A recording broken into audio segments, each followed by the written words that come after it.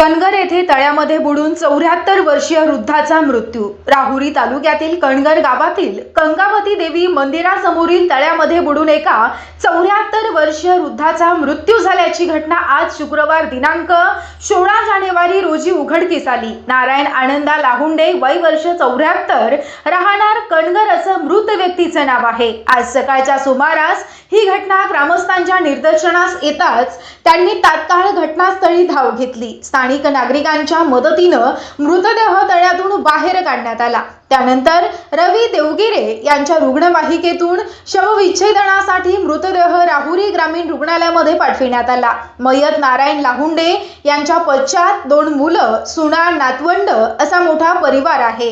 या दुर्दैवी घटनेमुळे कणगर गावासह परिसरात हळहळ व्यक्त केली जात आहे। SR24 न्यूज करिता सोमनाथ वाघ, राहुरी।